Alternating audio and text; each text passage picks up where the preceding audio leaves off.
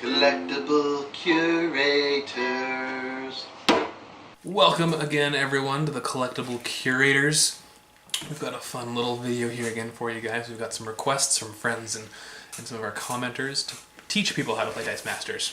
We've done some reviews and some unboxings before, but we're going to actually run through the game, kind of the first couple turns, and what it all means. Because as you can see on the table, it's kind of just a jumble of cards and plastic, and it looks kind of intimidating. We're going to just dumb it all down and hopefully get everybody to just learn how to play this game and yeah, have fun, because it's a great way for, learn math skills for teaching young kids stuff, or just to try to get those arguments of who would win in a fight between Venom and Nightwing, or, whatever other fun things you can throw into it. So we're going to start at kind of the basics and get going here. So Cam, why don't you give us a little start?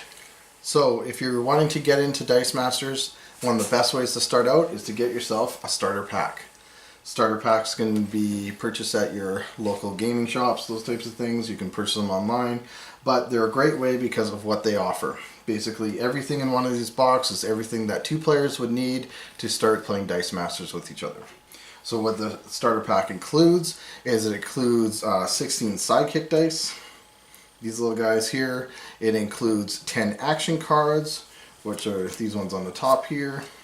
It includes action dice, so usually 12 action dice, so 4 different colors because there's 3 different action dice per card.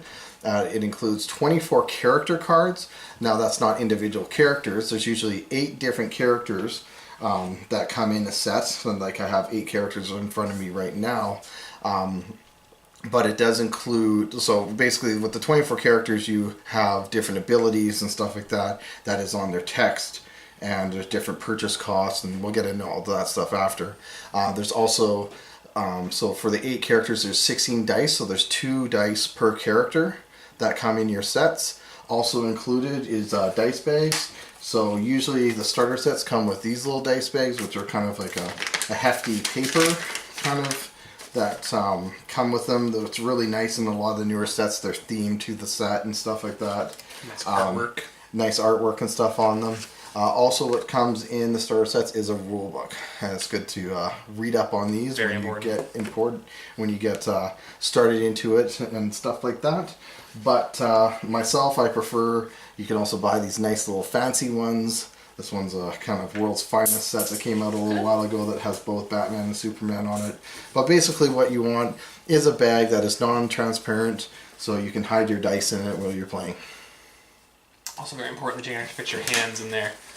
Some of the little paper ones are more for like kind of little kids, but if you're a big, strong board game playing, masculine, manly man, these meat hooks on you need to really get into those.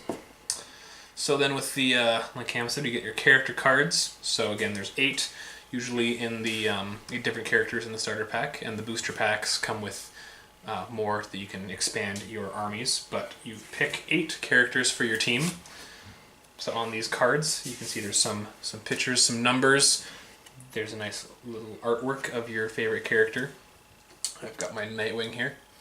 Professor X. And Professor No, Zoom. Professor Zoom. Close enough. Hey, we're doing this. No, he's got a shiny yellow head. Professor X. Professor Zoom. So in the top corner of the character, you've got their purchase cost. So Nightwing here costs 4 energy, and then a mask beside him, which shows what type of energy that you would need to purchase him. Similar to like in Magic the Gathering, you've got mountains and swamps and plains to get different types of mana. Now the energy in this, you've got Mask, Lightning, Bolt, and Shield to kind of represent whether a character is more defensive, offensive, magic-based, or cunning. And then you've got Nightwing's Batman affiliation, so if he's with other Batman characters, sometimes they have abilities that work with each other. And then he's got his actual ability text, which some characters just are really blank and have no text, and some have a whole mouthful that takes you 5 or 6 minutes to figure out what the heck they actually do.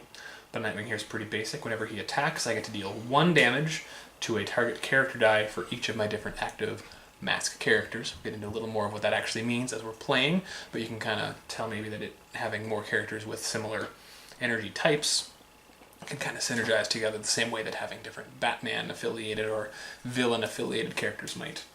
And then across the bottom here it shows the different sides of the die that come with that character, because again, every character has a specific dice or die, singular. So it just to make sure that I know I have the right die to play with this card. It both ensures to my opponent that I am not cheating with some fancy made-up dice that I've created myself, because the numbers will match the die on here, but it also reminds me when I'm rolling what I might be looking for my specific strategy. So in Dicemasters, you have your dice. And in the game, you have 3 basic types of dice. You have your psychic dice, which on the psychic dice it's mostly symbols, different energy symbols. Also includes a question mark symbol, which can represent any of the energy types. And then it also has a little like chess pawn. The chess pawn is basically a sidekick character that is just a weak character, but is very crucial to the way the game works as well. And then you have your character dice. Now these character dice represent a character that you have purchased for the purchase cost that is in the top left-hand corner with their energy symbol, and then you are actually using that character in battle basically while you're doing it. So on all the different dice in your top left-hand corner, there's one number that represents your fielding cost. So it basically is how much it costs an energy to move that character from your reserve pool up to your field zone. When you attack with characters, you have your top right-hand corner, which is their attack value. So basically that's the amount of damage that they will do to your opponent or your opponent's dice. And below that is your character's defense. So that is basically when a character is attacking you, if their attack is higher than your defense, then it actually knocks out your character. So we'll get into that when we actually get into gameplay and stuff like that. The third type of dice is your action dice. So by purchasing action dice, they basically, you have different actions and stuff like that that you can do with your characters that can kind of help. Sometimes they help improve abilities, sometimes their attacks, all types of things like that.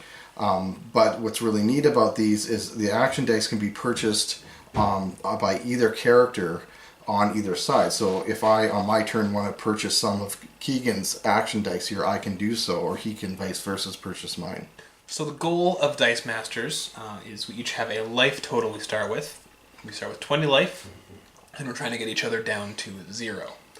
So we've taken our characters, we've got our teams, we've got it all set up, that we've got our life total set at 20. We've got 8 characters each. We've got a total of up to 20 total dice, and most characters can only have 4 dice per character. If you're doing some quick math, 20 and 4 times 8 is more than 20, so you can't have 4 dice per character, so you kind of got to figure out if you want 1 or 2 dice on a stronger character and 3 or 4 on a weaker, cheaper character to get that energy flowing a little better. And then you get to choose your 2 basic action cards. So like Cam said, I can purchase his and he can purchase mine. And those are really handy because they don't have a energy type needed to purchase them. I actually just noticed on my board here, when I collect Dicemasters, I collect 3 dice per character that I collect. So actually on my board here, I have too many dice to actually play with. Wow. There we go. Good thing I pointed out. That's how you catch a cheater. So in the actual cycle of the game, again, it is similar in a lot of ways. You might notice if you've played Magic the Gathering, but there's different steps that each turn is broken into. So first is the clear and draw step, in which I will draw dice from my bag. You start with your 8 sidekick dice. That is your starting hand, as one might say, but you only draw 4 dice per turn. And as the first player, you will take one of your 4 dice and put it in your used pile right off the bat. So you only actually get to draw 3 if you're going first in the game. But every other turn you will draw 4. Usually when we, to decide who goes first, we usually use like a D20 or something like that. This is actually 20 counter dice, so it's a spin counter that someone could use if they actually don't have the counter and stuff like that. So we usually roll this to determine who would go first. Of course, any sort of random die from 6 to 20 sided would work. Flip a coin. One way I've seen too is you can take the action and just choose like heads or tails on a die, or on a coin, excuse me. You choose energy or burst, and whoever calls it gets to choose if they want to go first or not. But yeah, then you can choose if you want to go first or if you want to go second. So So yeah, so you got your clear and draw step, which, yeah, draw your dice, and if you have anything left in your reserve pool from the last turn, you clear it out of the way into your used pile, which will go into the kind of areas on the mat shortly here. After that, you then have your main step, in which you can, or sorry, before the main step is your roll and re-roll. So you get one choice to mulligan a roll if you want to change one or two of your dice. You can roll all or any of your dice once. So you can try to figure out if you want one character really badly, or if you really need one more energy to purchase somebody. That's kind of your chance to fine-tune a little bit, but it's still pretty random and doesn't always work in your favor. Then you have your main step, which you can then use to purchase your dice, or purchase, or field, characters. So purchase a die to add it to your used pile to get into your bag, and then roll it to face your opponent, or put it into your field so that you can then attack.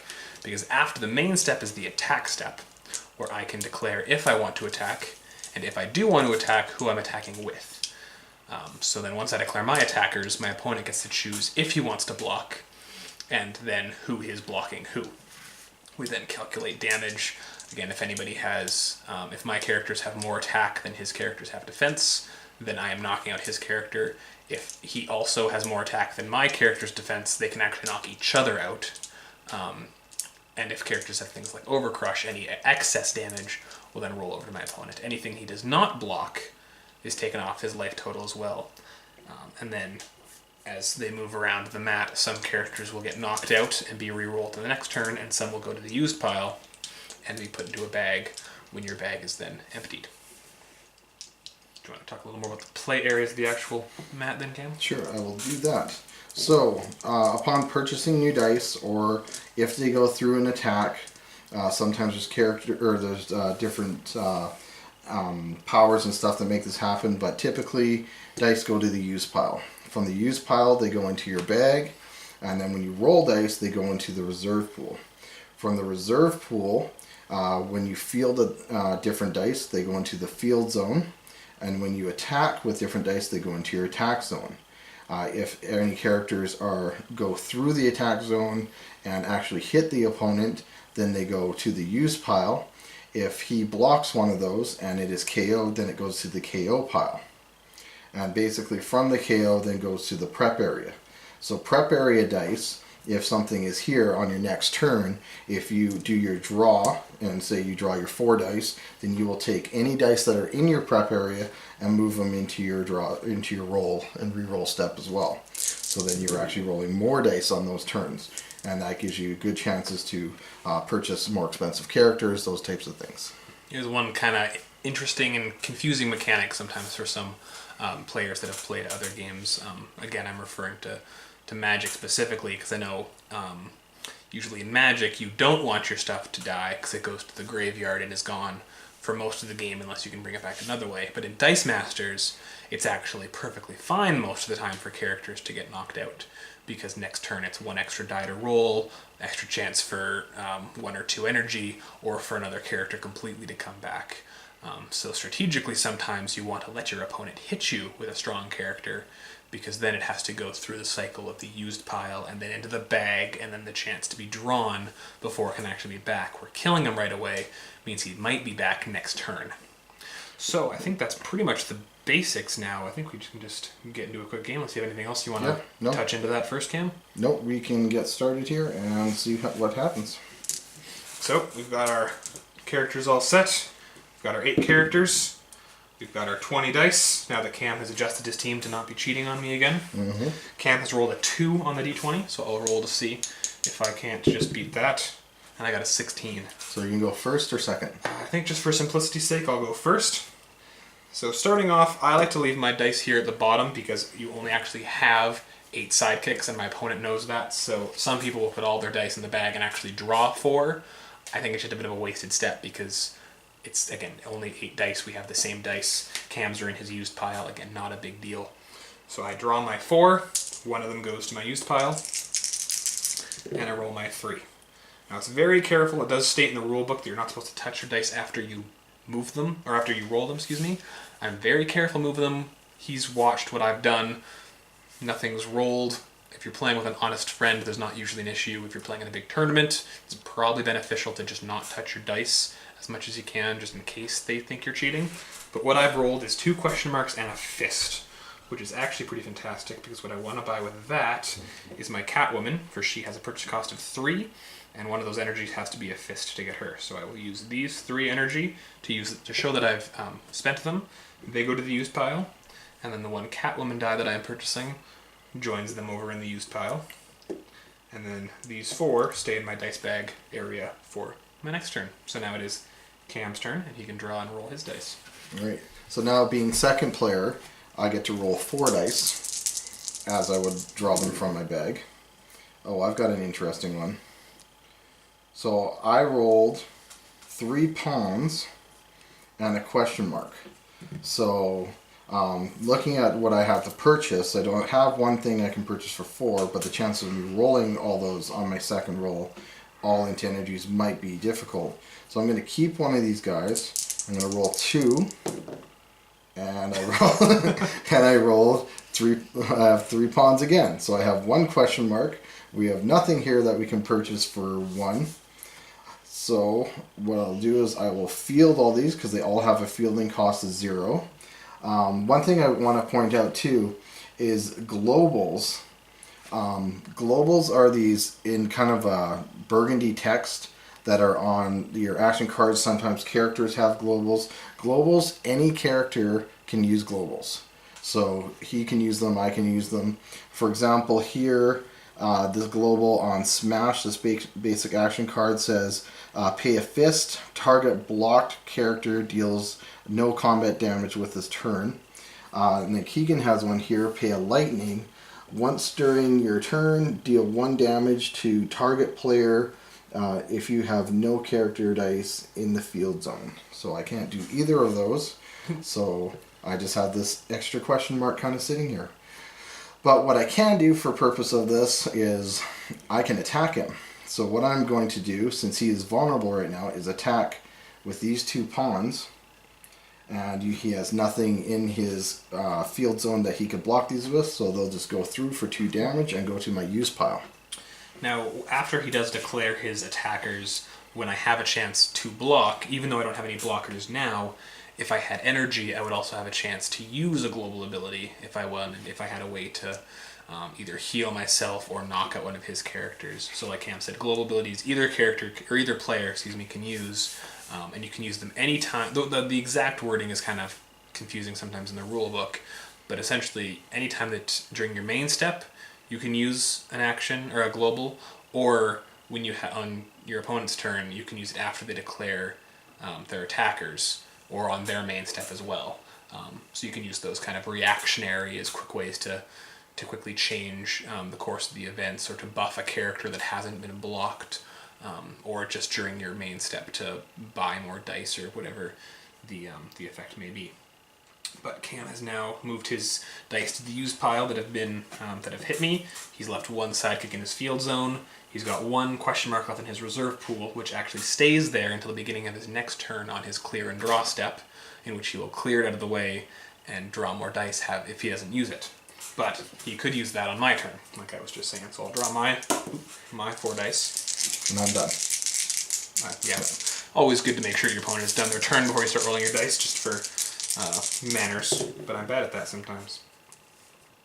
So I've got 2 lightnings, a fist, and a sidekick. Now I kind of want to re-roll for the 4 energy to try to purchase something else. But after just getting hurt, I kind of think I might need some sort of defense in my way. So what I'm going to do is field my sidekick for his 0 fielding cost, and then with my 3 energy, I'm going to purchase a batarang, because the batarang costs 3 energy as long as one of those is a lightning bolt. So those will hang out in my used pile, but I'm going to leave my sidekick in my field zone and choose not to attack, so that I have something alive for a blocker. So now Cam, if he wishes to, could use a global ability before I end my turn. Otherwise, my turn is over. So I won't be doing that. So what I'll do is, my first step is to clear. So clear anything that's in your reserve pool. And then you draw your next set of dice, and roll those. So this time, I got a mask, a shield, and 2 lightning bolts. I already have this guy, this pawn up here, this sidekick, as a blocker. So I think I actually want to kind of purchase something right now. It's best to try and use up all your dice that you have. So what I'm going to do for this turn is I'm actually going to purchase a Riddler. I like him as well because he's a really good, he's got really good defense, so he'll be a really good blocker for early stage of the game. So I will take him, move all this into my use pile with all these here, and I will be done for this turn. Okay, so now on my turn, I've got no dice left in my dice bag. My actual physical bag is also empty as well, so what I gotta do is take my entire used pile, put that all in my die bag, and I can legally look in my dice bag whenever I want, as long as after I look, you seal it and give it a good shake. And I like to do that every turn before I draw, just for good measure. Mix it up, and I like the sound of the dice moving around. It's pretty satisfying. So I blindly do what I can to draw 4 dice. If I draw more, I just put them back, shake it up again. If I draw less, I'll take them out and see what I got. So I got 4 dice. I got a Catwoman, a Batarang, and 2 sidekicks. So again, it's always polite to show your opponent. I have drawn 4 dice. I am not a cheater. Here are my 4 dice. I don't have anything up my sleeves to throw around. You got no sleeves. I got no sleeves. They're with short sleeves. But you know, just to be fair and safe, it's always best to be honest with your opponents in a fun, competitive game. So I've got some interesting stuff here. I've got the Batarang on an action face, which lets me use its ability. I've got Catwoman on her level 2 fielded side. I've got a sidekick and an energy. So I actually have enough energy to field Catwoman, get my free sidekick, and then I can use my Batarang. So the Batarang deals 1 damage to target character die for each of my active Batman affiliated character dice in the field zone. So currently I have 1 Batman active affiliated character, that's my Catwoman. So I can deal 1 target, 1 damage with my Batarang. So I'm going to choose to use that on Cam's sidekick. Now it's got an effect called Boomerang, which means after I use the die, I get to roll it, and if I get the action face, which is one of the nice little Batarang sides, I get to put it into my prep area and roll it again next turn. Otherwise, it will go to the used pile. And I got the Batarang, so it goes to the prep, so the next turn I can throw another Batarang, or it's a little more energy to purchase more things. So by him killing me, or by him taking this sidekick out, it goes to the KO pile right there.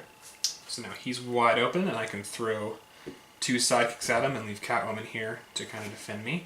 And I take 2 damage from that. 2 damage, and then mine go off to the used pile. So I've ended my turn with my Catwoman in my field zone, my Batarang in my prep, and now 3 dice in my used pile, and I believe 5 dice in my bag. I don't remember, but I can check later, or just draw them. So I currently don't have any dice in my bag. You're done? I'm done, yes. So I will take all of the dice from my used pile, put them into my bag, and draw 4. 1, 2, 3, 4, and I did not pull that Riddler out. So, but now I'm taking that dice that was in the KO that is moved to my prep area, and he now goes to my reserve pool. So this turn I'm going to be rolling 5 dice. So again, not only does it give him an advantage for maybe getting an extra character, it also helps get some bigger, stronger characters. We've seen Catwoman only cost 3, his Riddler was 4.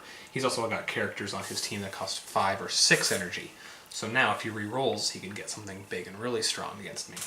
Yeah, so that's what I'm going to do, because I do have a lot of expensive characters on this team, so I'm going to re-roll these 2 sidekicks in the hope to get energy. I didn't get energy, so I just have him. So I have 4, I have 2 question marks, a lightning, and a fist, which pretty much means I can buy anything for 4 or 3.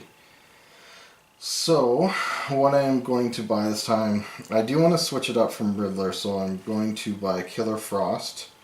With the purchase, she's a mask, so I can use one of my question marks as a mask, and then I can use the other 2 that are just energies, the lightning and the fist, to purchase Killer Frost, which leaves me with 1 question mark in my reserve pool, and then I'll field this sidekick for free, and so I want to make sure that I have a blocker for whatever he rolls next time.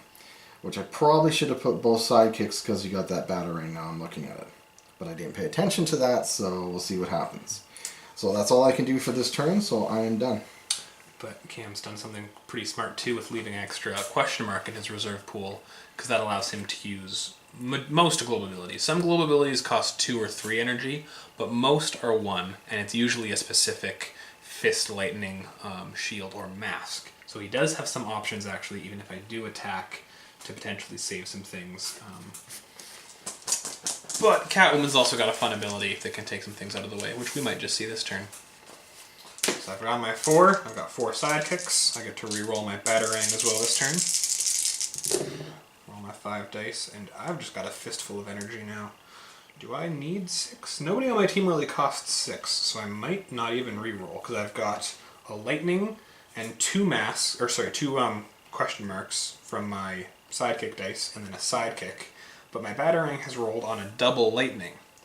So that gives me a total of 5 energy and 1 sidekick. And with those masks, I can get pretty much anybody I want. And I'm going to purchase the man himself, Batman. So those 4 dice go there. My Batman die goes there.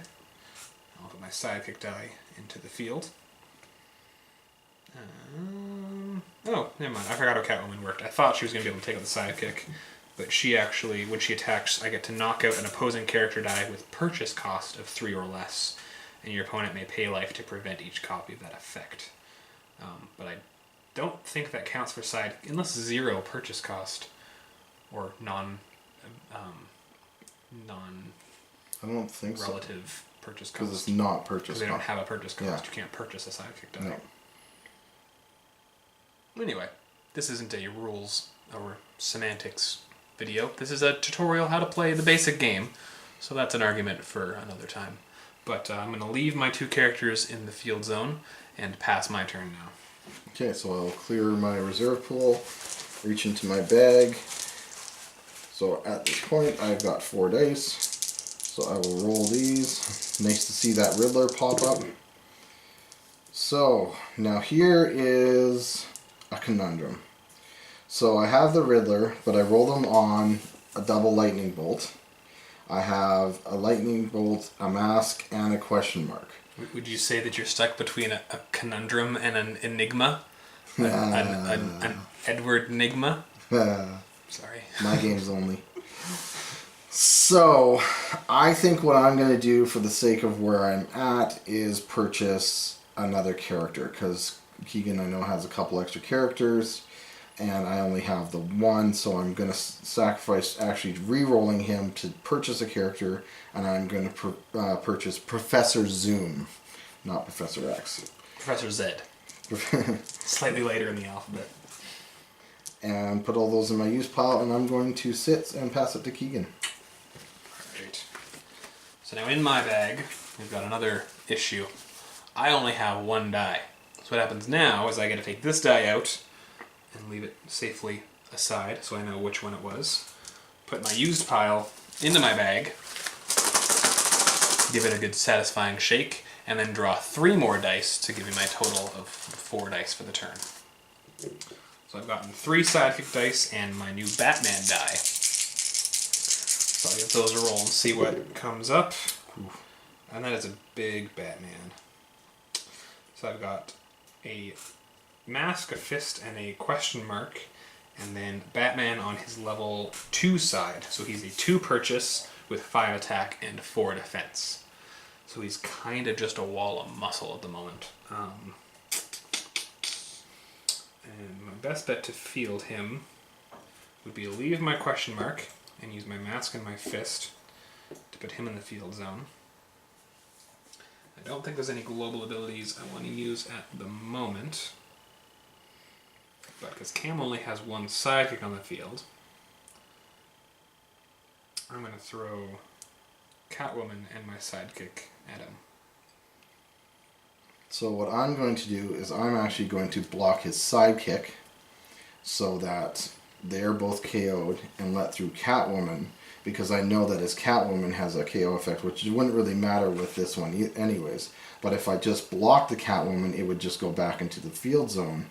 So it's more useful for me at this point to just let it through for 2 damage. And that gets it out of the field for him. It's also a good thing too, because now Cam has an extra die in his prep area. So do I, but it's Cam's turn next, so he can now roll his 5 dice next turn and get again that extra chance for more energy. But after I've attacked, it is now your turn, good sir.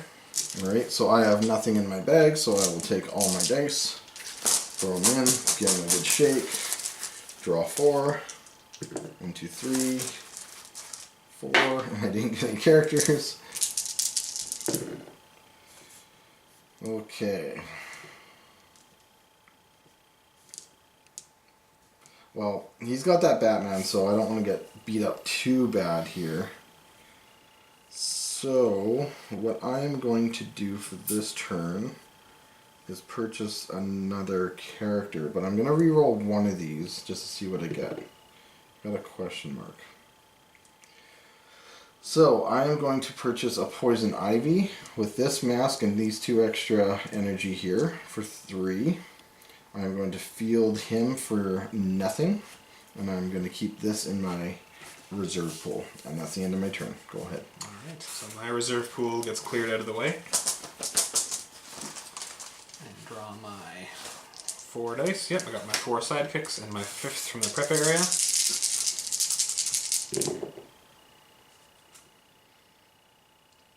I've got 5 energy. I've got 2 fists, 2 question marks, and a lightning bolt.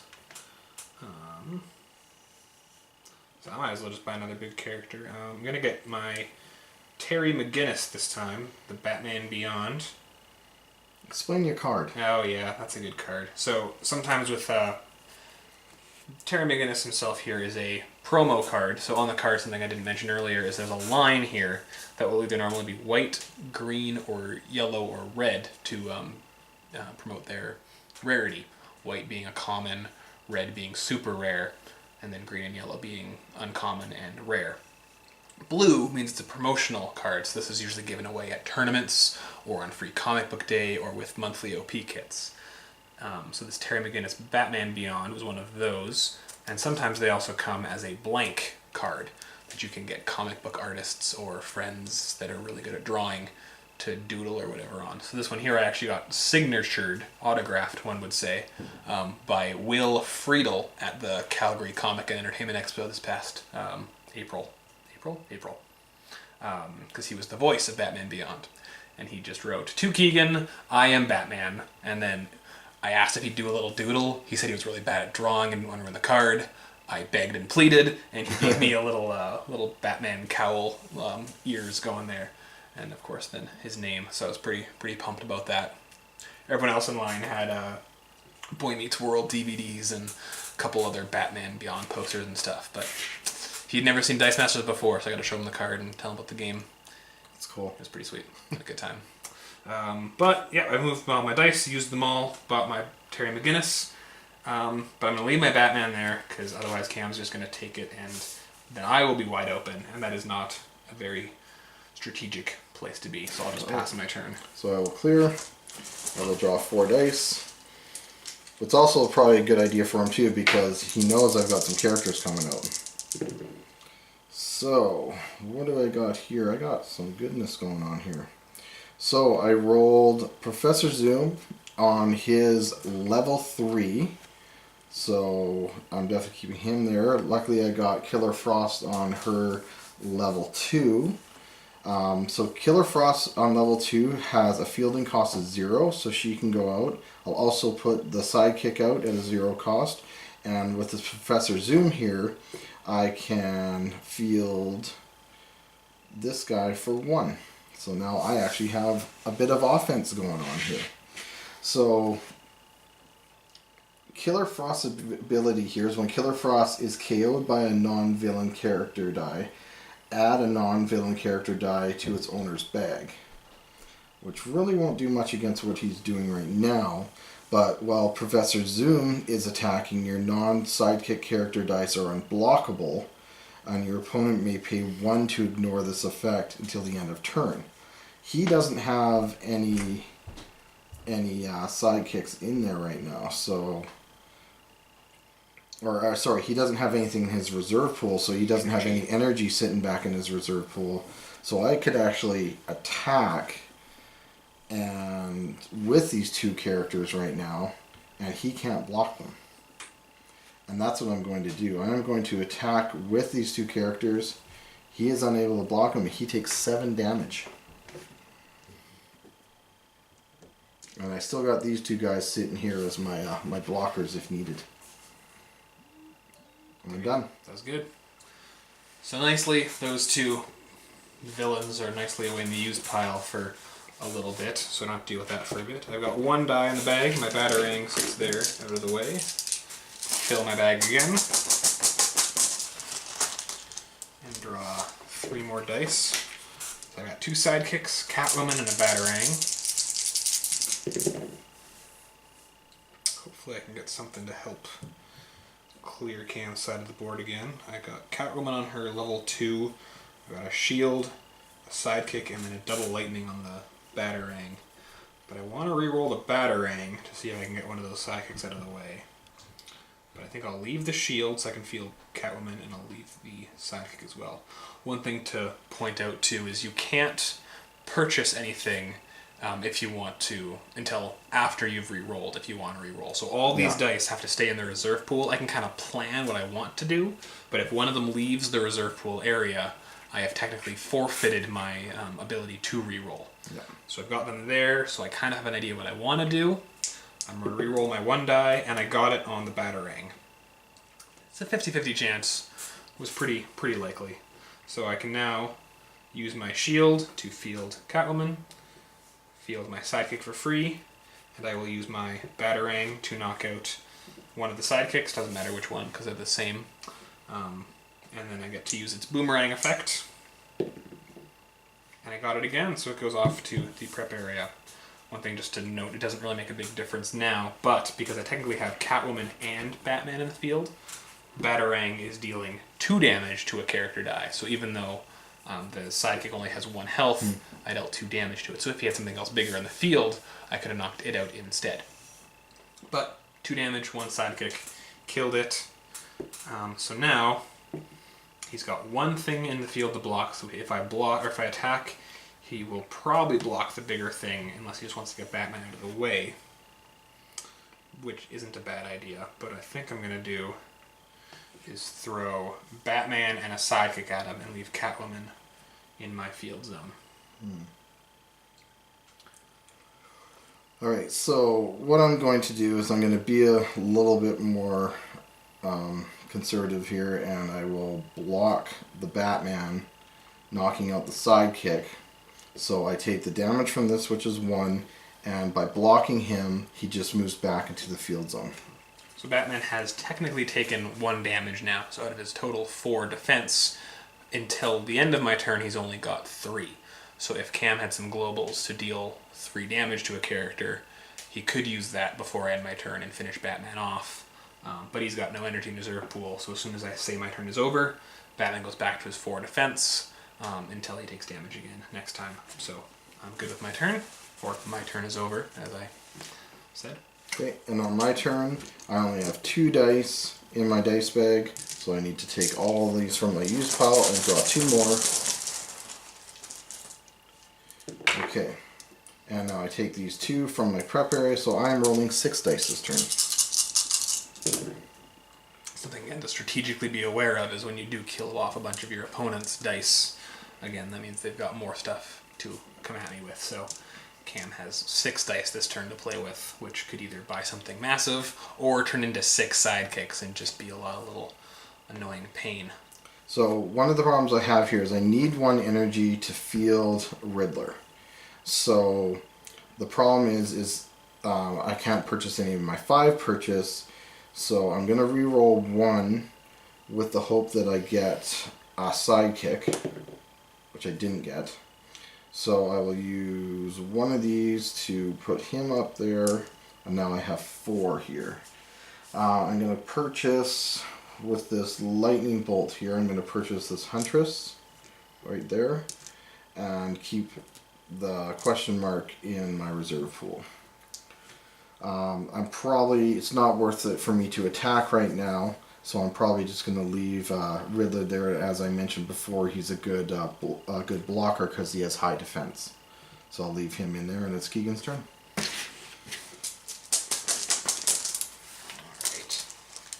1, 2, 3. And actually, I should point this out because while Riddler is active, when your opponent uses an action dice, the Riddler deals your opponent 1 damage. So we've noted before the basic actions is what we've called the 4 cards up at the top, but technically my Batarang and some of the other cards on my team are what are known as non-basic actions. So they're cards on my team that I've chosen that aren't characters. They're not physically people or monsters. They're just a gadget or a computer or a vehicle that my team's using. So action cards, as worded on Riddler, counts both the non-basics on my team and the basics that are in the center of the board that we could both purchase. So that's kind of a pain on me with my Batarang. But I've drawn 3 sidekicks of my Batarang and Terry McGinnis. I'll give that a roll. Let's see if I can't get something. I've got double fist on Terry McGinnis, shield, fist, and sidekick, and then a Batarang side again. But I don't want to use that Batarang, perhaps, because of the 1 extra damage and the fact that it won't deal enough damage to kill the Riddler. Because I can only target character dice with the Batarang. So I'm going to re-roll that. I'm also going to re-roll Terry McGinnis in hopes of actually getting him on a character face. But I will leave the fist and shield because Terry McGinnis takes actually 2 energy to field on his level 1, 2, and 3 sides. So I want to leave those there for the insurance to field him. And I rolled double fist again and another Batarang, so that's not going to help me. But I got 4 energy. Problem is it's only fist and shield. So I can buy a couple of things. I think I'm going to choose do I want the Catwoman, or do I want a utility belt? Or, no, better idea. I'm going to use this 4 to actually purchase our first basic action card and get a thrown car.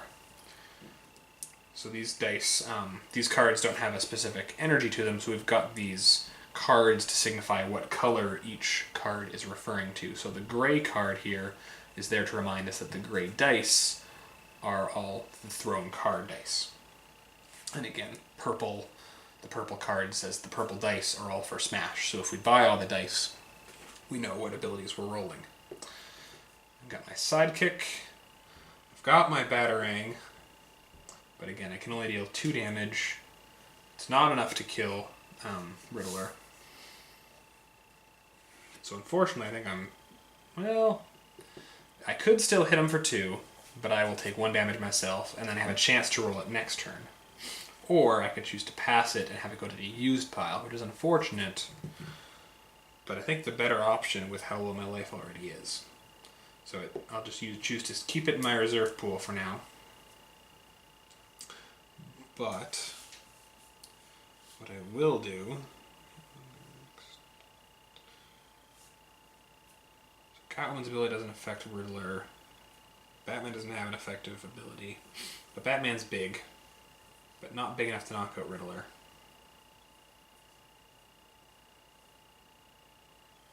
So I'll just attack with Batman and Catwoman. So I will block Batman with Riddler. Batman's attack versus my defense is a 5 versus a 6, so that doesn't kill my Riddler. My attack is a 2 versus 4 that doesn't kill the Batman, so they both go back into here. And I take 2 damage from Catwoman. And she's off to the used pile. And then at the end of my turn, this Batarang goes unused and goes to the used pile. Characters and actions that are unused go to the used pile at the end of your turn, unlike energy, which waits till the beginning of your next turn. So that means that I am done my turn, and Cam can go ahead and give his dice a go. So clear. Draw 4 dice. Ooh, characters. That's a handful of color. Yeah.